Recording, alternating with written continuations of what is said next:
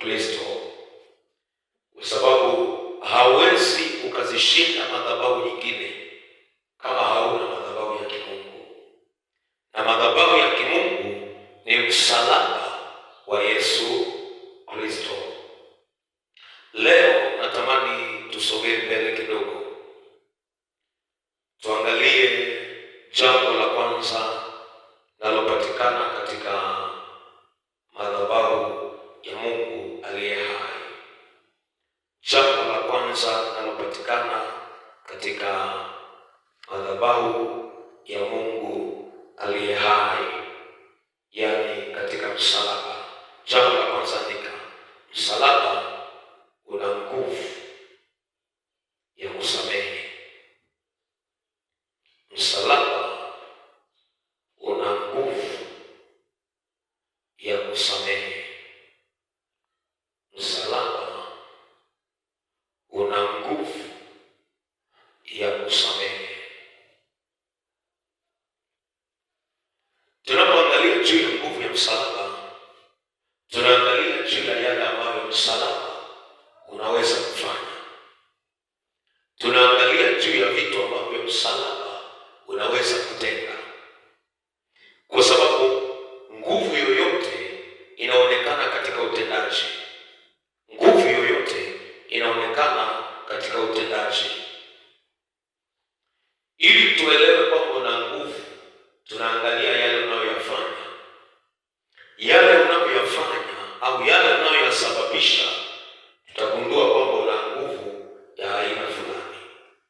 Sasa msalaba wa Yesu Kristo umebeba nguvu ya msamaha.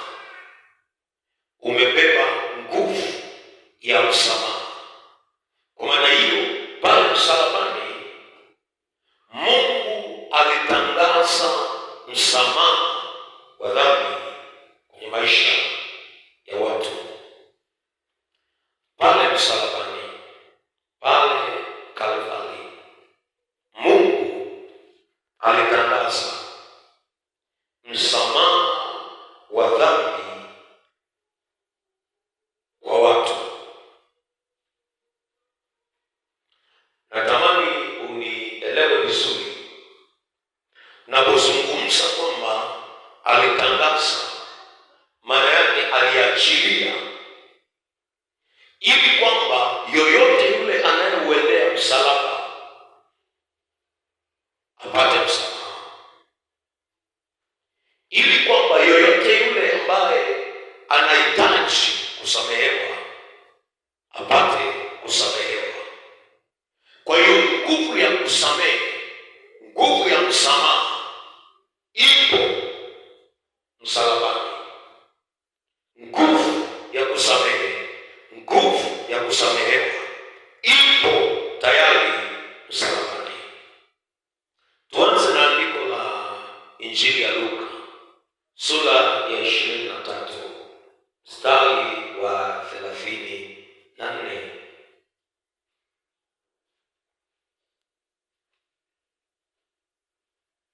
Injili ya Luka 23:34. Neno la Mungu linasema, Yesu akasema, Baba, uwasamehe kwa kuwa hawajui watendalo. Rudia neno hili. Yesu akasema, Baba, uwasamehe kwa kuwa hawajui watendalo. Hili neno Yesu alisema akiwa msalabani. Hili neno Yesu alizungumza akiwa msalabani.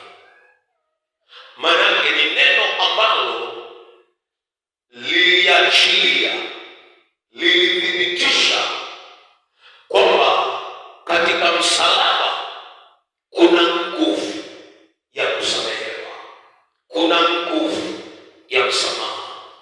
Sasa msalaba umebeba msamaha.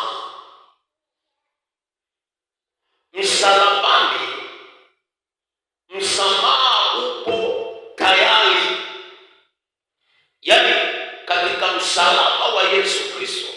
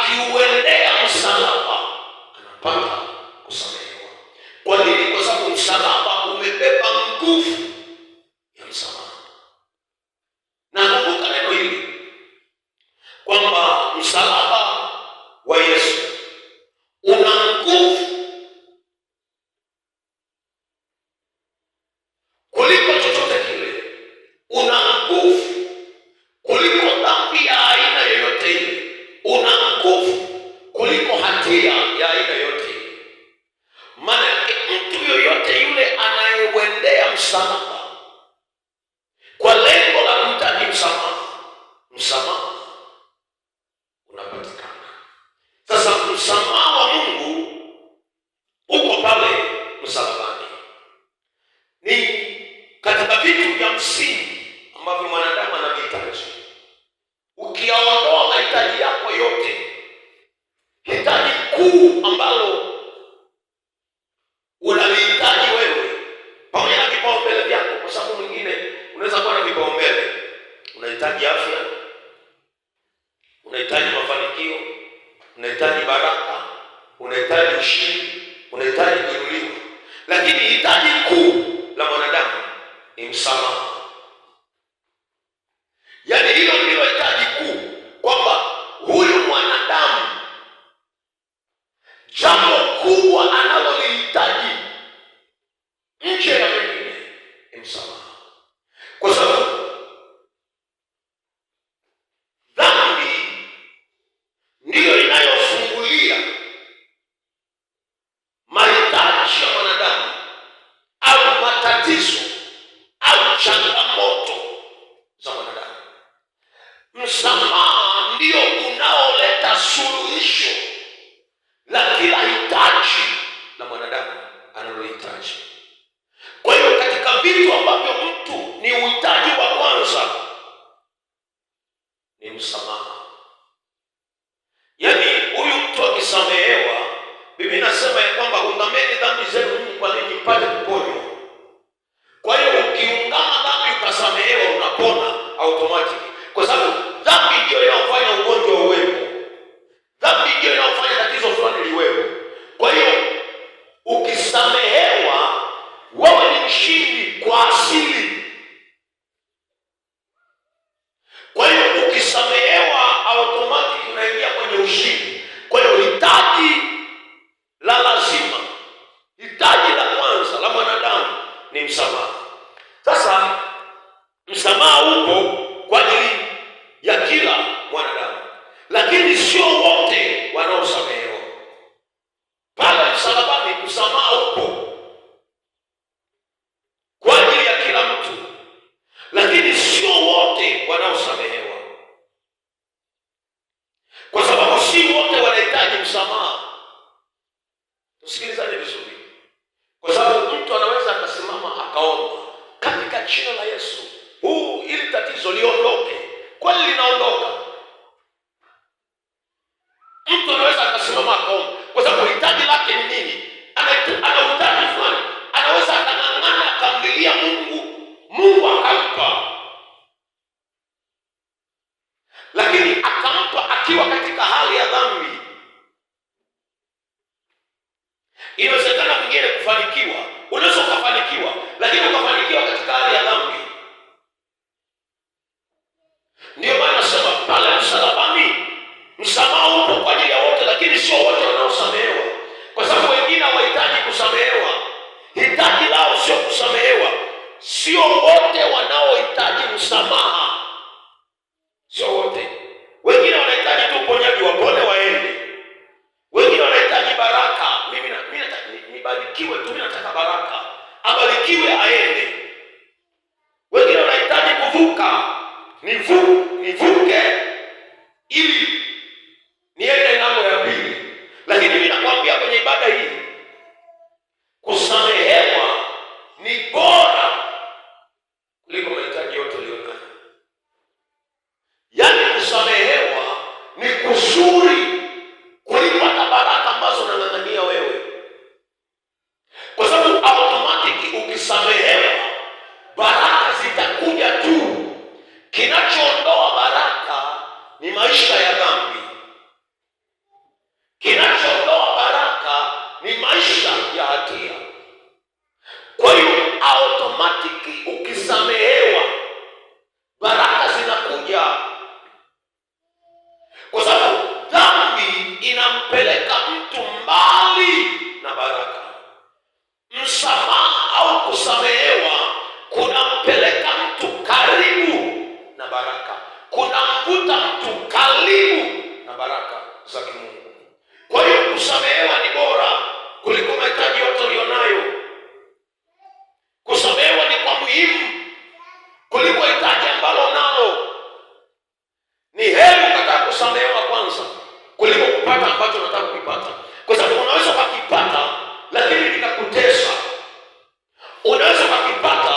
lakini kikakuhangaisha.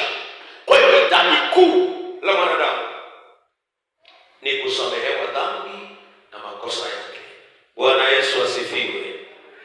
Bwana Yesu asifiwe. Nirudia jambo hili ili tuende vizuri. Hitaji kubwa la mwanadamu ni kusamehewa dhambi na makosa yake. Usiniambie hitaji kubwa ni kujenga nyumba. Usiniambie hitaji kubwa ni kuwa na usafiri mzuri. Usiniambie hitaji kubwa ni kuwa na maisha ya anasa hapa duniani, maisha ya utajiri na utele hapa duniani. Hilo sio hitaji kubwa. Sio kwamba hivyo havihitajiki, ni vya muhimu. Lakini unaweza ukajenga nyumba, ukalala kwenye nyumba nzuri, ukaenda jehanamu. Hiyo haitakusaidia, kwa sababu maisha hapa duniani mafupi mno. Ni afadhali ukaishi maisha ya tabu hapa duniani, miaka 70, miaka 80, miaka 90 haupo, miaka 120 haupo duniani, alafu ukaenda kwenye maisha ya milele katika ufalme wa Mungu.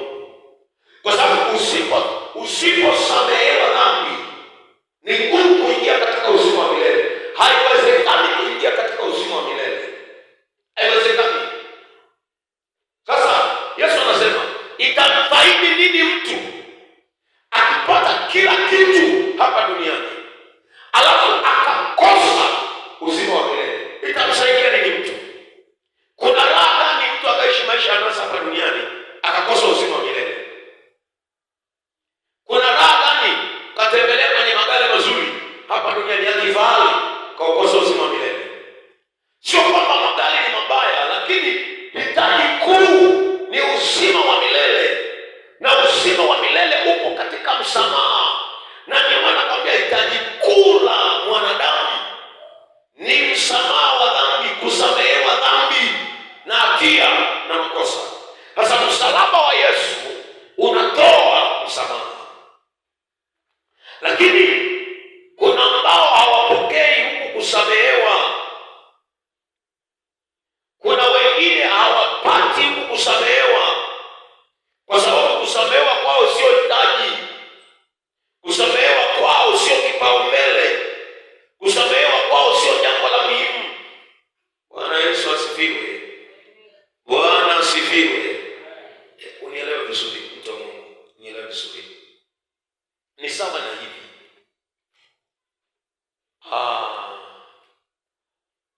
Ukienda kwa mtu anayewapa watu hela, bwana fulani anatoa hela, na wewe ukaenda kwa huyu anayetoa hela, ukafika pale nyumbani ukakaa tu, ukaonana naye tu, ukamsalimia tu, kakaa tu, atakupa? Mimi na uhakika hatakupa. Lakini ukienda kwa huyu anayetoa, amewapa wengine. Ukienda kwa huyu anayetoa, kama bwana nimekuja hapa, nahitaji hela, atakupa kwa sababu umemwambia nahitaji. Pamoja na kwamba msalaba umebeba msamaha wa dhambi kwa ajili ya kila mtu, lakini sio wote wanaoenda msalabani wakidai kusamehewa. Wengine wanaenda wanadai mahitaji mengine, wanadai vitu vingine, wanahitaji vitu vingine.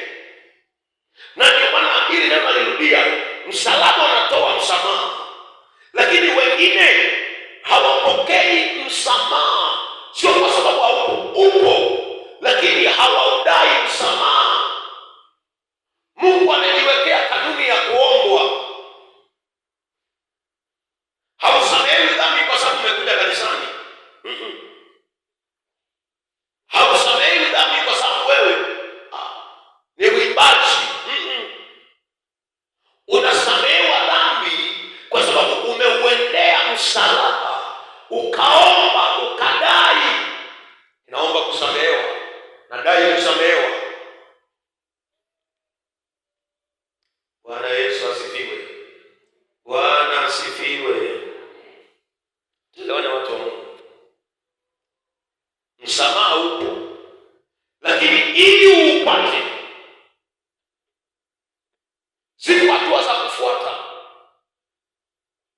ili upate msamaha. Yako mambo ya kufuata kweli, ni kwa ajili ya kila mtu, lakini sasa ili usamehewe ni lazima uchukue hatua fulani. Hauwezi tu ukasamehewa hivi. Lazima uchukue hatua fulani. Sasa ili usamehewe, msamaha ni bure. Mtu asije akasema sasa kumbe tunasamehewa kwa masharti. No, kuna vigezo vya kufuata vimewekwa ili mtu akivifuata hivyo apate kusamehewa. Sasa msamaha upo na ni bure, lakini ili upokee msamaha huu wa bure, kuna hatua za wewe kufuata. Zungumza haraka hapa. Hatua ya kwanza au jambo la kwanza ni lazima ukubali kuwa unahitaji kusamehewa na Mungu. Hilo hatua ya kwanza. Ni lazima ukubali kuwa unahitaji kusamehewa na Mungu. Ni lazima ukubali. Hiyo ni hatua ya kwanza. Lazima ukubali kuwa unahitaji kusamehewa na Mungu. Yaani moyoni useme kwa kweli mimi nahitaji kusamehewa. Kwa sababu unaweza ukaenda kwenye msalaba wa Yesu, unajiona unahitaji kusamehewa, haupokei msamaha kwa sababu tu msamaha upo. Unapokea msamaha kwa sababu umeuhitaji huo msamaha. Na Mungu aliona hilo ni hitaji la mwanadamu baada ya anguko. Hitaji kubwa ni msamaha. Kwa hiyo ni lazima ukubali kutoka ndani ya moyo wako kwamba unahitaji kusamehewa na Mungu. Kwa nini? Kitabu cha Warumi kinajibu jambo hili. Warumi sura ya 3. Warumi sura ya 3 mstari wa 23. Biblia inasema kwa sababu wote wamefanya dhambi na kupungukiwa na utukufu wa Mungu. Bwana Yesu asifiwe. Biblia inasema kwa sababu wangapi? Wawili. Inasema kwa sababu wote wamefanya dhambi na kupungukiwa na utukufu wa Mungu. Maana kama wote wamefanya dhambi, maana wote wanahitaji msamaha. Kama wote wamefanya dhambi, maana wote wanahitaji kusamehewa. Sasa hauwezi ukapokea kama hujakubali. Mimi sihitaji. Miaka ya nyuma sana, kuna yale mahindi ambayo yalikuwa yanauzwa. Niliwahi kushuhudia yale mahindi yanauzwa kwa bei nafuu na serikali. Yaani serikali kama ni njaa kanisani, wanatoa yale mahindi wanawauzia wananchi. Yanakuwa na bei nafuu. Unaweza ukawa na hela mfukoni, lakini usipofuata utaratibu wa kupata haupati. Utaratibu mojawapo, mpaka kiongozi wa mtaa wako athibitishe, ujiandikishe kwa kiongozi wa mtaa wako, abebe lile jina, alipeleke kwa mtendaji. Hiyo anaangalia kwenye ofisi ya mtendaji. Alafu pale unasoma fulani unapita pale unatoa hela unapewa mahindi. Fulani unapita pale unapata mahindi. Toa hela unapewa mahindi. Toa hela unapewa mahindi. Kwa hiyo serikali inagawa kwa wananchi wake. Kama mtu hatachukua uamuzi wa kusema na mimi niende, nina uhitaji huo, hawakuletei nyumbani, inabidi ufuate. Na kupa picha ya kusamehewa. Hauwezi ukapata msamaha kama unajiona haustahili, yaani hauhitaji msamaha. Hauwezi ukapata. Ni lazima uone ndani ya moyo wako kwamba nahitaji msamaha. Kwa vyovyote vile nahitaji kusamehewa na Mungu. Nahitaji kusamehewa na Mungu. Kwa vyovyote vile kuna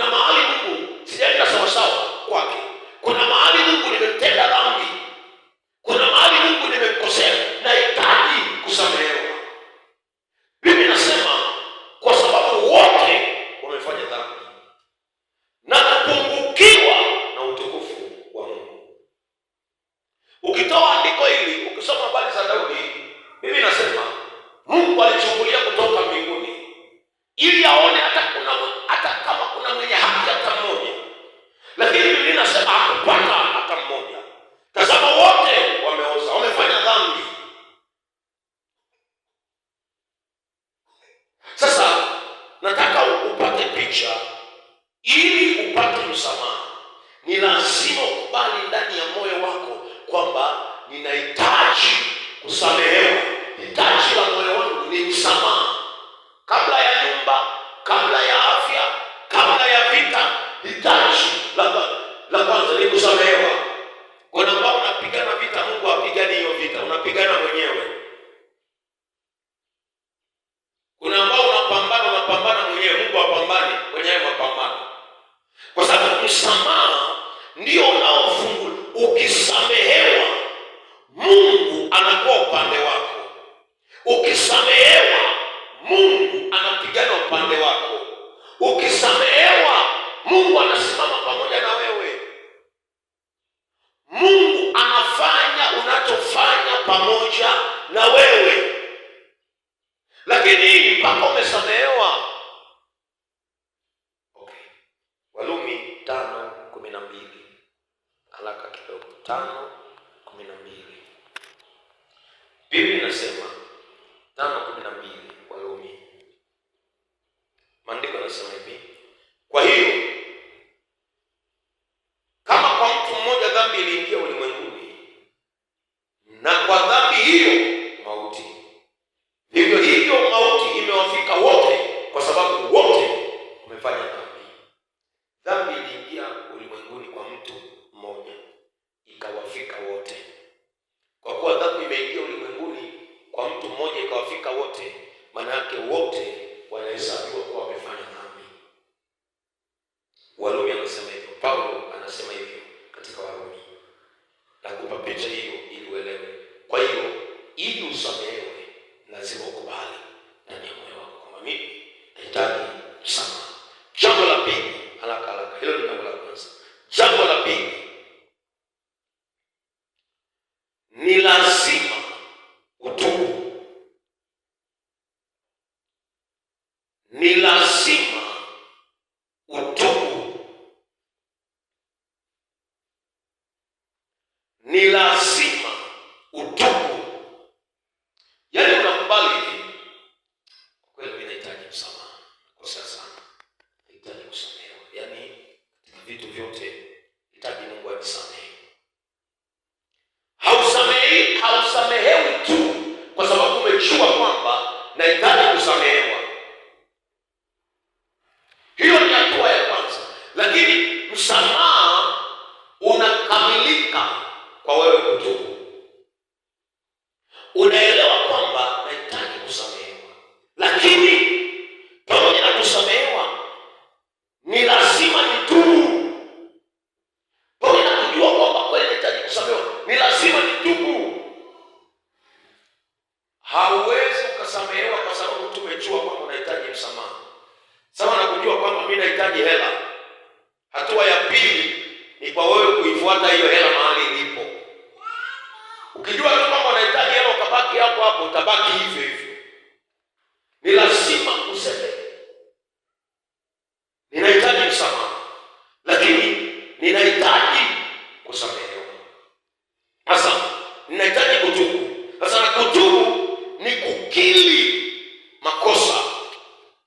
Kukiri makosa kwa Mungu ni kukiri makosa kwa Mungu.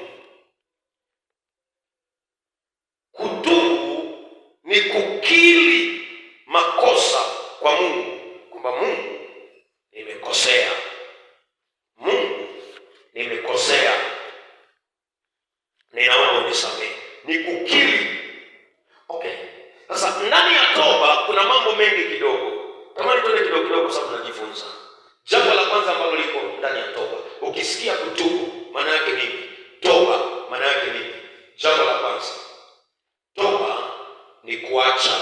Andika hivyo kwenye mabano, kuiacha. Andika tu hivyo. Au kuziacha. Ukisikia tubu, manake ukili. Okay, ukili ili weje? Manake ukili uache. Katika kitabu cha Mithali sura ile ya 28 Mithali sura ya 28 mstari wa 13. Biblia inasema afichaye dhambi zake hatafanikiwa. Mithali 28:13. Afichaye dhambi zake hatafanikiwa, bali aungamaye na kuziacha atapata rehema. Bali aungamaye na kuziacha atapata rehema.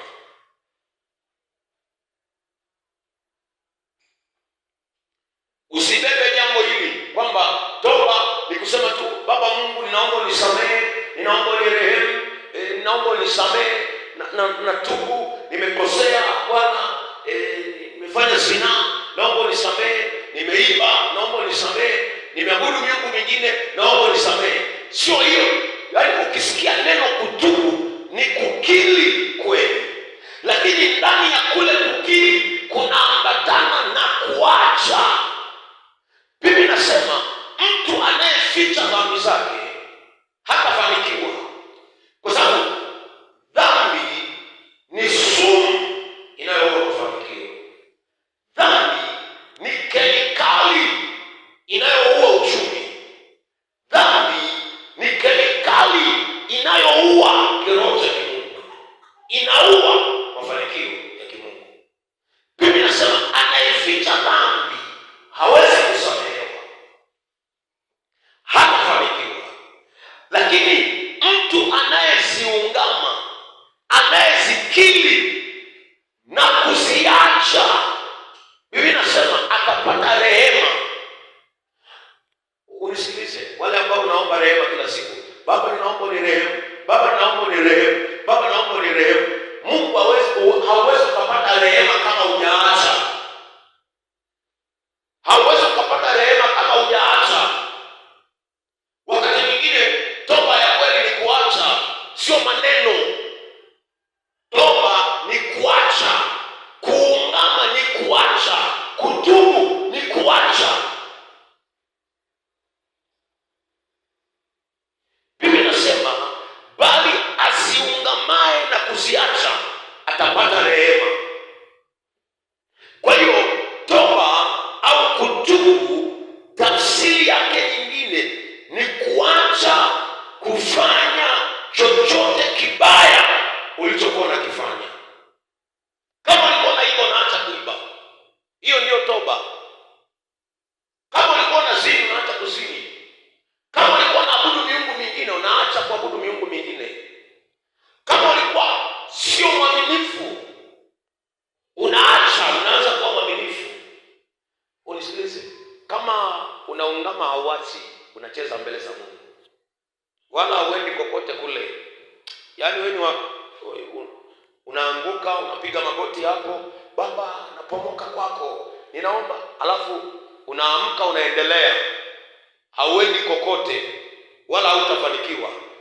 Toba ya kweli inaambatana na kuacha. Nikisema hivi, kuna mtu anaanza kuwa na picha fulani hivi.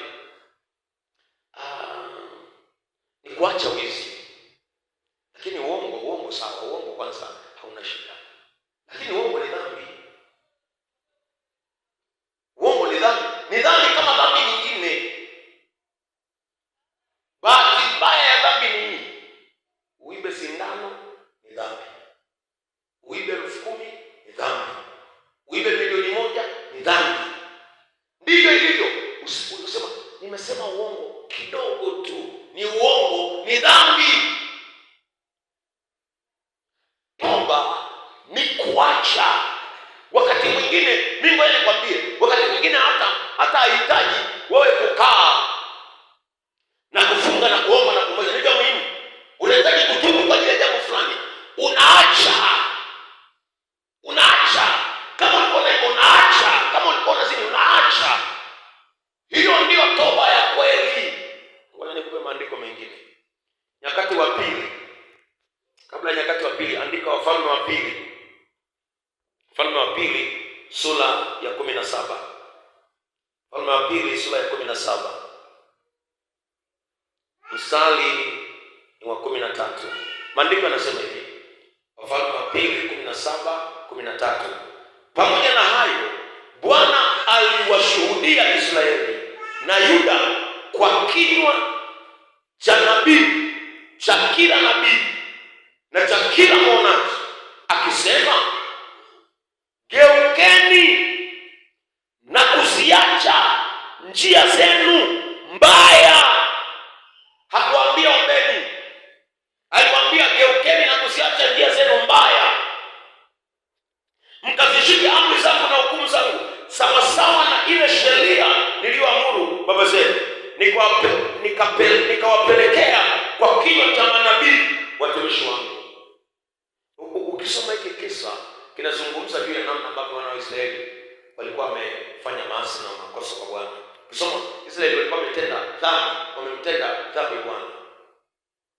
Sasa nawaambia, lakini nilipeleka manabii, nilipeleka waonaji. Waonaji walikuwa na kazi moja tu. Kama kuna mwizi wanamwambia acha mwizi. Hiyo ndio toba. Acha mwizi. Kwa hiyo kutubu ni kuacha. Acha mwizi. Kama kuna mtu alikuwa anaiba wanamwambia no, hiyo sio, acha. Kama kuna mtu alikuwa anafanya mabaya, acha hayo mabaya. Toba ya kweli ni kuacha. Sio tu maneno, Baba Mungu ninaomba rehema, ninaomba unisamehe Bwana. Hii ni muhimu, lakini toba ya kweli ni ya kuacha. Acha. Niongezea andiko la pili. Nyakati wa Pili. Andiko jingine hapo. Nyakati wa Pili. Nyakati wa Pili. Sura ya 7 mstari wa 14. 7:14. Maandiko yanasema hivi, ikiwa watu wangu walioitwa kwa jina langu watajinyenyekesha na kuomba na kunitafuta uso na kuziacha njia zao mbaya, na kuziacha njia zao mbaya, basi nitasikia toka mbinguni na kuwasamehe dhambi yao na kuiponya nchi yao. Yaani sasa tukisoma hivi, tusome hivi kwa mfano. Ikiwa watu wangu walioitwa kwa jina langu watajinyenyekesha na kuomba na kunitafuta uso, alafu tuache kitu pengine tufuata, basi nitasikia toka mbinguni na kusamehe dhambi yao na kuiponya nchi yao. Kwani kwenye kuomba hawakuungama? Kwenye kuomba sio wameungama, lakini Biblia imetaja haya matatu kwamba watajinyenyekesha, watajishusha na kuomba na kutafuta uso wa Mungu. Lakini kama hawa wanaomba, wanamtafuta uso wa Mungu, hawaziachi njia zao mbaya, Mungu hawezi akasikia maombi yao. Ndio maana neno la Mungu linasema na kuziacha njia zao mbaya. Wakati mwingine Mungu hajibu maombi yako sio kwa sababu hauombi. Hajibu maombi yako kwa sababu hujaacha njia mbaya, haujaacha mambo mabaya. Kweli unaomba, lakini Mungu hajibu kwa sababu haujaacha mawazo mabaya. Wewe kila mtu unawaza mawazo mabaya, unawazia wengine mabaya. Wakati mwingine ni kwa sababu haujaacha tabia mbaya za siri. Unajua kabisa lakini haujaacha. Mungu ananyamaza. Hivi nasema wakiziacha njia zao mbaya, basi nitasikia. Hayo likikosekana moja, Mungu asikii. Hawa watu wanajinyenyekesha, wanaomba, wanautafuta uso wa Mungu, lakini hawajaziacha njia mbaya, Mungu hasikii. Kwa hiyo toba ni kuacha mipango mibaya ulio nayo. Kuna mawazo mabaya ambayo nayo, kuna njia mbaya ambazo unaziendea. Ongeza andiko hili, kitabu cha Isaya 55:7.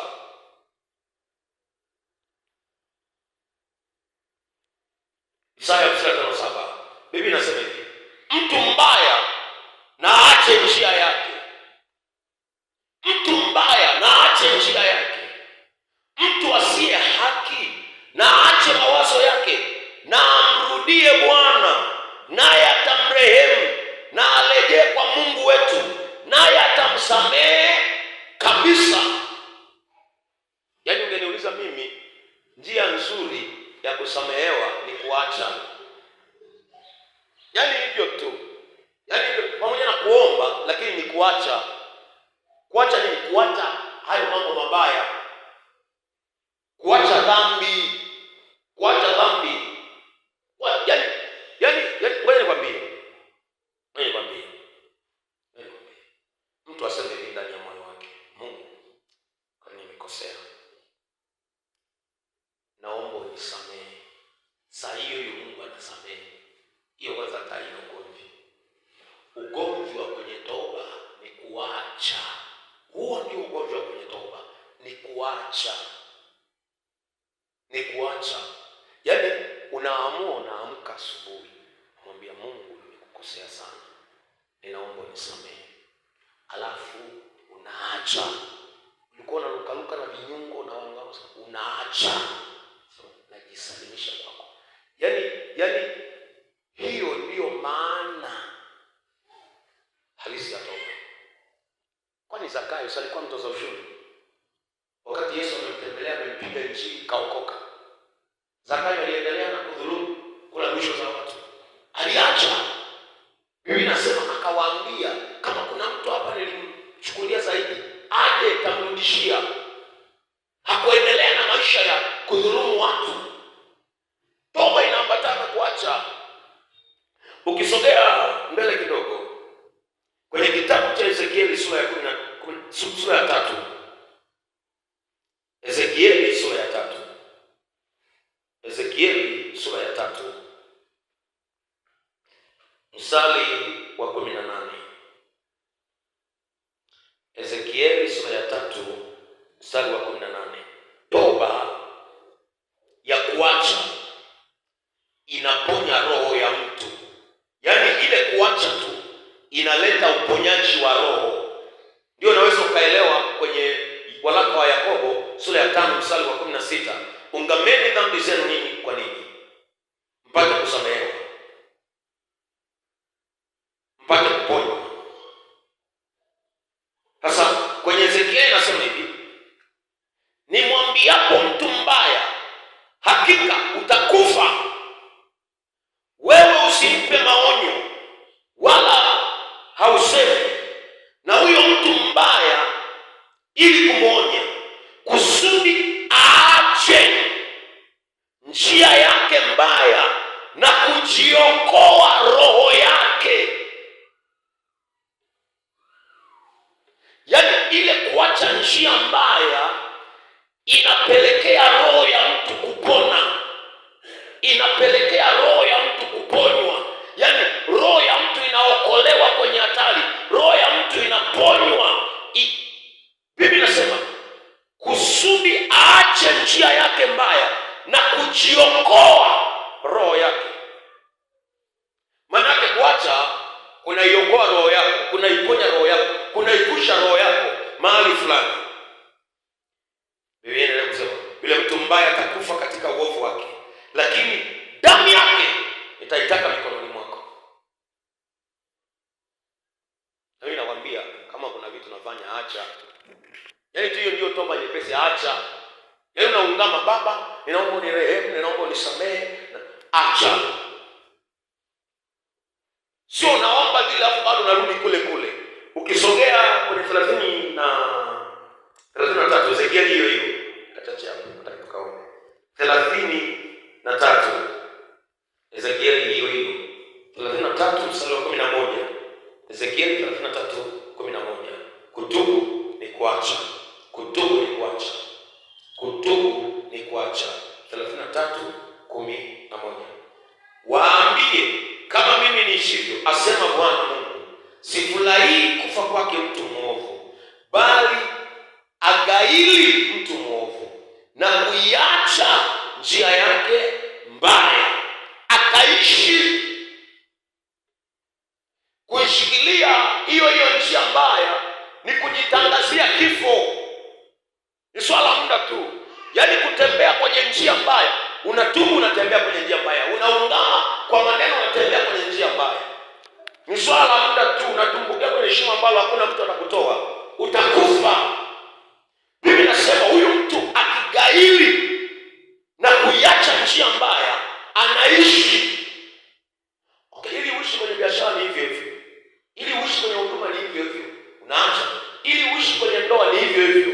Hakuna namna ya kupata maisha nje na kuacha dhambi, kwa sababu mshahara wa dhambi ni mauti. Dhambi inapoingia inaua, inaleta mauti, kwa sababu dhambi ni sumu ya kipepo inayoua. Inaua baraka, inaua afya, inaua ndoa, inaua uchumi, inaua kila kitu. So, gailini mkaache njia zenu mbaya. Mbona mnataka kufa enyi nyumba ya Israeli?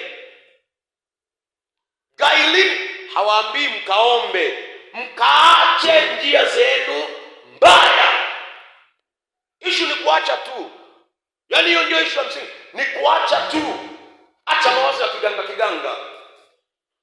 Kwa sababu unaweza kuwa umetoka kwenye uganga, lakini moyoni uganga umekujaa. Inakuwa mtu mmoja anasema, unajua wakati mwingine unaweza kuwa umekimbia maisha ya dhambi, lakini dhambi unaishi nayo moyoni. Dhambi unaishi nayo kwenye akili zako. Dhambi unaishi nayo kwenye fikra zako. Ni kuacha. Nilipenda neno gailini mkaache njia zenu mbaya. Mbona mnataka kufa enyi nyumba ya Israeli? Jambo la muhimu sana hilo. Okay. Nikupe ushauri wa Danieli. Wakati Danieli anamshauri mfalme kwenye kitabu cha Danieli sura ya 4. Andika tu. Yaani maarifa tu. Yaani hapa leo hata tukisema tu, Bwana Mungu, tunaomba utusamehe dhambi zetu na makosa yetu, ishu ni kuacha. Ishu sio hayo maneno. Ishu ni kuacha. Sio hayo maneno ya kutamka tu, Bwana Mungu naomba unisamehe na nini. Sitarudia tena. Sio hayo maneno. Hapo jambo la msingi ni kuacha. Danieli kwenye sura ya 4 ya Danieli mstari wa 27 mpaka 29. Kwa sababu hiyo, mfalme, shauri langu lipate kibali kwako, ukaache dhambi zako na kutenda haki. Hamwambii ukaombe, ukaache dhambi zako na kutenda haki. Ni muhimu kuomba, ni lazima kuomba. Mungu, tunatubu kwako, tunaomba. Lakini ishu ukaache dhambi zako na kutenda haki. Ukayaache maovu yako kwa kuwahurumia maskini. Huenda utapata kuzidishiwa siku zako za kukaa kwa raha. Mstari wa 28. Hayo yote yakampata mfalme Nebukadreza baada ya miezi 12. Alikuwa akitembea ndani ya chumba lake la kifalme katika Babeli. Okay, kwa sababu tumesoma hii mstari michache, mtu anaweza asipate picha. Mstari huu wa 29 inasema baada ya miezi 12. Yaani jambo kabla halijatokea, miezi 12. Nebukadreza, kabla ya miezi 12 jambo halijatokea, Nebukadreza alipewa ushauri huu na Danieli. Ushauri upi? Wa kwenye mstari wa 27. Kwani ilikuwaje? Nebukadreza aliota ndoto. Alipoota ndoto akauliza kwa Danieli, hili jambo likoje? Hebu nipe tafsiri ya hii ndoto. Danieli akampa tafsiri ya hiyo ndoto. Sasa baada ya kumpa tafsiri ya hiyo ndoto, akampa na ushauri. Akamwambia hii ndoto maana yake ni hii, lakini mimi nakushauri ili uweze kuongezewa siku za kuishi kwa raha, ziache njia zako mbaya, iache dhambi yako, ukaache dhambi zako na kutenda haki. Biblia inasema hivyo. Ukaache maovu yako kwa kuwahurumia maskini. Ameambiwa hivyo, lakini akaendelea na maisha yale miezi 12. Inatokea lile aliloliota kwenye ndoto, vile alivyoota kwenye ndoto. Jamani, haikuhitaji maombi ya kwenda kuvunja, haikuhitaji maombi ya kwenda kubomoa. Kwani hii ndoto ya Nebukadneza ni ya kusimua kidogo. Aliota mti mkubwa sana, umekuwa umestawi, umechanua, refuka sana kwenda mpaka mbinguni. Matawi yake yakachanua, ndani yake ukawa na ndege wa kila aina na wanyama wakapata kivuli chini yake, lakini ikasikika sauti kwamba huo mti ukatwe. Ukakatwa. Ulipokatwa kikaachwa kisiki shina la chini la huo mti. Nebukadneza alipoamka akasema, hii ndoto ina kitu. Akamtafuta Danieli amtafsirie hiyo ndoto. Akamwambia, mfalme, maana ya hii ndoto ni hii, huo mti ni wewe, ufalme wako ulikuwa ukaongezeka. Amezungumza hapo, ukastawi na kufanikiwa sana na kuenea sana, lakini utakatwa, utaondolewa. Sasa angalia kwenye ushauri, amwambii kafunge na kuomba, anamwambia ziache nchi, kaziache dhambi zako. Nisaidie kumwambia jirani yako, ziache dhambi zako. Sisi hatuzijui. Hata Nebukadneza hapa hatukuambiwa kwamba alikuwa anaambiwa aache dhambi gani, lakini anaambiwa kaziache dhambi zako, kayaache maovu yako. Kwa hiyo jambo la muhimu ni kuacha. Aliendelea na dhambi, mwisho wake ulikuwa nini? Ulikuwa mbaya. Mwisho wake ulikuwa mbaya. Okay, kidogo tu hapa. Leo mtu wa Mungu tunaweza tusipate muda vile kuomba, lakini ni muhimu sana nikakupa picha ya toba, kwa sababu tunang'ang'ana na hayo mambo. Tunatamani roho za watu sipone, kwa sababu mwingine amekalili toba ni kuomba. Kweli ni kuomba, lakini toba ni kuacha. Umeng'ang'ana unaomba toba, lakini uongo uko pale pale, tamaa iko pale pale. Yona sura ya 3 mstari wa 8. Yona sura ya 3 mstari wa 8. Yona sura ya 3 mstari wa 8.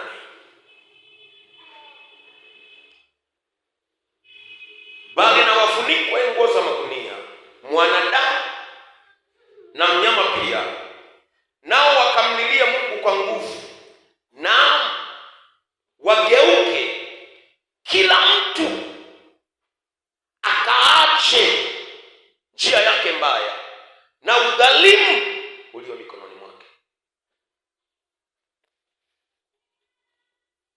Hao watu walikuwa wanataka tu rehema za Mungu na kusamehewa. Wakamlilie Mungu lakini waache. Sasa ndani ya toba, nataka tubebe neno. Ndani ya toba ni kuacha. Ukisikia neno toba ni kuacha. Ni kuacha. Biblia inasema afichaye dhambi zake hatafanikiwa, bali aziungamaye, anayezikiri na kuziacha atapata rehema. Kwa hiyo ili upate msamaha ni lazima ukiri, lakini ukikiri uache. Haiwezekani ukiri uendelee vile vile, haiwezekani. Okay, andika sababu liko hapa, sasa nikaacha. Andika maandiko ni ya muhimu sana. Andika Nyakati wa kwanza sura ya 21 mstari wa kwanza mpaka ule wa 8. Nyakati wa kwanza sura ya 21 mstari wa kwanza mpaka ule wa 8. Inasemaje? Inasema hivi. Ni nukuu kidogo. Nyakati wa kwanza 21:1 mpaka 8. Nisome mstari wa kwanza. Tena shetani akasimama juu ya Israeli, akamshawishi Daudi kuwahesabu Israeli. Ni shetani amesimama juu ya Israeli, akaachilia wazo ndani ya Daudi. Nazungumza nawe juu ya mawazo, kwa sababu kuna mawazo mengine ya kishetani ambayo unayo. Unajaribu kushauriwa, unaona namna gani, huyu kama anataka kunisibia, huyu kama anataka kunichelewesha, huyu kama anataka kuniharibia. Kwa sababu unaweza ukawa na nguvu na mamlaka yote kama alivyokuwa Daudi. Shetani amempandia wazo. Dhambi inakuwa dhambi unapoamua kulitekeleza wazo la shetani. Dhambi inakuwa dhambi unapoamua kulitendea kazi wazo la shetani. Angalia, Daudi ameshawishiwa. Shetani amemshawishaje? Wahesabu watu. Daudi kwa hiyo akaanza kuhesabu, akamta kiongozi wake. Akamwambia Yoabu, wahesabu Israeli. Ukisoma Yoabu anamwambia, Bwana wangu wangu, hakuna haja ya kuhesabu Israeli. Mungu ndiye anayetushindia sisi. Hatushindi kwa sababu ya idadi. Kuhesabu Israeli, Biblia inasema neno la Daudi likawa na nguvu kwa sababu ni mfalme. Unaweza ukawa na mpango, lakini kama huo mpango umetokea wapi? Nazungumza kwa habari ya kuacha. Kuna mawazo na mipango ambayo ukiendelea nayo unaenda kwenye kufa.